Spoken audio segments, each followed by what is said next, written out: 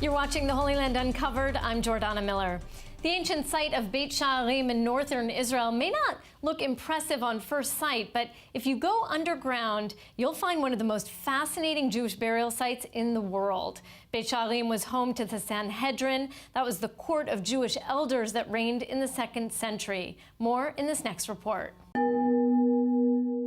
An ancient Jewish town from the Roman era, Beit Shearim was declared a UNESCO heritage site due to its remarkable collection of necropolis. For many years, the exact location of the site was unknown, as our tour guide Daniel Cedar explains. We read and learn about Beit Shearim from different Jewish literature. We read, and Josephus Flavius writes about this place in the Mishnah and the Talmud, but no one knew where it was. We know where many other cities are. We know where Jerusalem is because the name stayed in Jerusalem. It's still Jerusalem until today for the last 4,000 years. But Beit Shearim disappeared. And it wasn't until the 30s when a guy named Alexander Zaid, who was probably one of the first Jewish pioneers to come to Palestine and with a gun protected him and his family. And he settled right above us over here. And one morning he decided to take a shovel and dig in the ground, and he finds a cave. And he digs, and he calls his friends, and they dig some more and some more and some more, and suddenly they find ancient Jewish symbols, like the menorah that we see behind me, like ancient Hebrew writing. How does he know that it's ancient Hebrew? Because he is Jewish.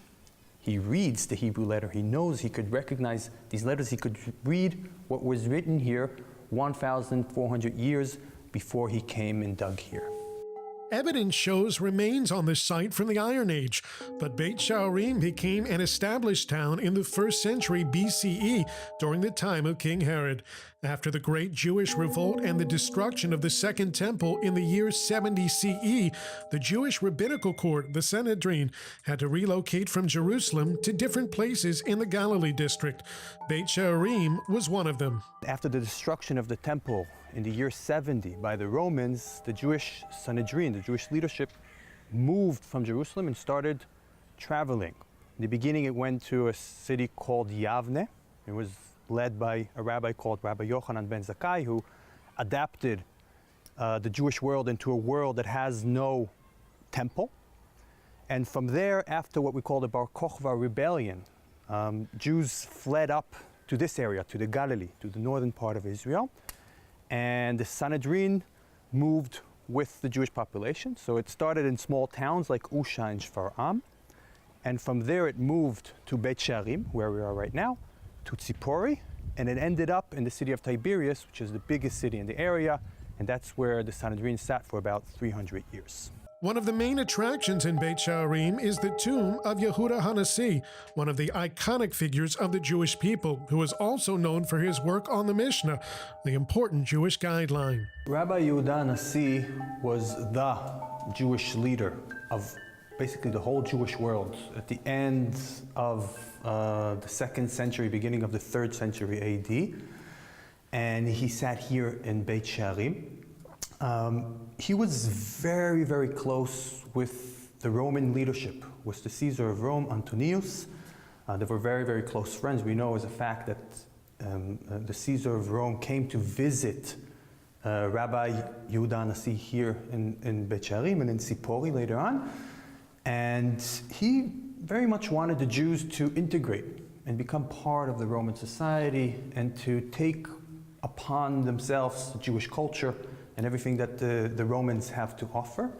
After the death of Rabbi Yehuda HaNasi, Beit Shearim became a prime location for Jews around the world who came to stake their burial place.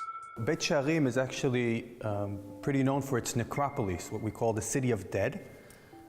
Basically, after Rabbi Yehuda HaNasi dies in the beginning of the 3rd century, he is buried here in Beit Shearim, and people want to be buried next to him. And this becomes a Jewish burial site where Jews from all over the world come to be buried. So of course Jews from Israel and from the Galilee and from Jerusalem, but we find here tombs from Lebanon, from Syria, from Babylon, from Yemen, truly from all over the Jewish world. And each community that came to be buried here brought with them their own culture, their own art, and their own way of burying. So for example, we find here tombs that are sarcophagi made out of stone. We find here sarcophagi made out of clay, out of lead, out of wood. And each community brought their own way of burying.